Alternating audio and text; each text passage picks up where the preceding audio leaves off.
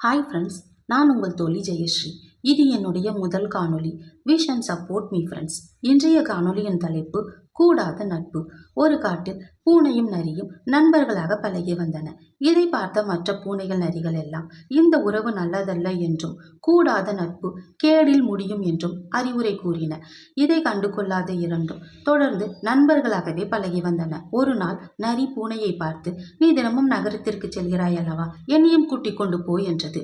உடனே பூனை, உன்னை பார்த்தால் மனிதர்கள் அடித்து கொன்று விடுவார்கள் என்று கூறியது. அதற்கு நரி, இரவில் மனிதர்கள் தூங்குவார்கள், அப்போது நாம் போகலாமே என்றது. பூனையும் நண்பனின் பேச்சை தட்ட முடியாமல் சரி என்று ஒப்புக்கொண்டது. அன்றிரவு பூனையும் நரியும் நகரத்திற்குள் சென்றன.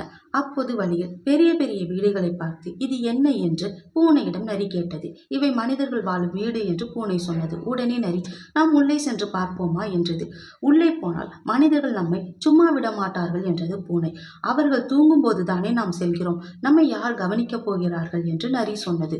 உடனே பூனையும் நரியும் மாடியின் உச்சிக்கு சென்றன. அப்போது பூனை சந்தோஷத்தில் மியாவ் என்று கத்தியது. இதை பார்த்த நரி தானும் வால் வால் என்று கத்த ஆரம்பித்தது. விழித்து கொண்ட வீட்டுக்காரர்கள் நரியை பலமாக அடித்து விரட்டி விட்டார்கள். மோசமாக அடிபட்ட நரி ஊளையிட்டு கொண்டே காட்டிற்குள் ஓடி வந்தது. இதை பார்த்த மற்ற நரிகள் எல்லாம், உனக்கு கூடாத நட்பு வேண்டாம் என்று எத்தனை முறை சொன்னோம், கேட்டாயா என்றன.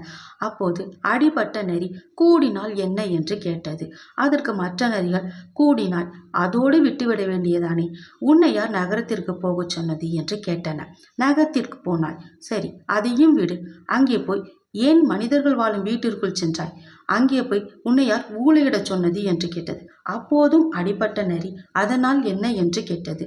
அதனால் என்ன என்றா கேட்கிறாய், அதனால் தானே இவ்வளவு அடியும் உதையும் வாங்கினாய், பாதி உயிராக வந்திருக்கிறாய் என்று மற்ற நரிகள் கேட்டன. இதை கேட்ட அடிபட்ட நரி அன்றிலிருந்து கூடாத நட்பு நமக்கு தேவையில்லை என்று எண்ணி பூனையிடமிருந்து விலகி இருக்க ஆரம்பித்தது. நன்றி.